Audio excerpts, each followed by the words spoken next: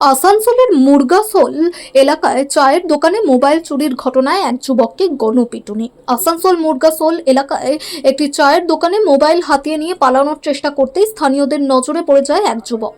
তারপরেই শুরু ধাওয়া, আর শেষমেশ জনতার হাতে ধরা পড়ে গণধোলাইয়ের মুখে পড়তে হয় অভিযুক্তকে। স্থানীয় সূত্রে জানা গিয়েছে, মুরগাসোল এলাকার একটি ব্যস্ত চায়ের দোকানে প্রতিদিনের মতো চলছিল আড্ডা। সেই সময়ই সুযোগ বুঝে দোকানদারের মোবাইল ফোনটি তুলে নেয় এক যুবক। প্রথমে কেউ কিছু বুঝতে পারেননি, কিন্তু কিছুক্ষণের মধ্যেই মোবাইল খোয়া যাওয়ার বিষয়টি সামনে আসতেই দোকান জুড়ে হইচই পড়ে যায়। তবে মোবাইল নিয়ে দ্রুত এলাকা ছাড়ার চেষ্টা করছিল ওই যুবক। সন্দেহ হওয়ায় কয়েকজন স্থানীয় বাসিন্দা তাকে ধাওয়া করেন। কিছু দূর যেতেই ধরা পড়ে যায় সে। এরপরে উত্তেজনা ছড়িয়ে পড়ে এলাকায়। ক্ষুব্ধ জনতার একাংশ অভিযুক্তকে মারধর শুরু করে বলে অভিযোগ। মুহূর্তে ঘটনাস্থলে ভিড় জমে যায় বহু মানুষের। খবর পেয়ে দ্রুত ঘটনাস্থলে পৌঁছায় আসানসোল দক্ষিণ থানার পুলিশ। পরে জনতার হাত থেকে ওই যুবককে উদ্ধার করে থানায় নিয়ে যাওয়া হয়।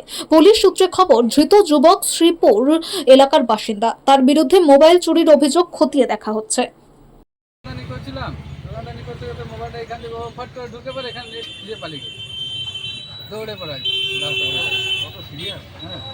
আমরা এখানে দোকান করছিলাম, লোকের এই জাস্ট আড়াল হলাম যে পালিয়ে গেছে। কোথাকার ছেলে ছিল কিছু জানো? ওর বয়স শ্রীপুরে ছেলে আছে। কি নাম আপনার? পাপ্পু বিশ্বাস।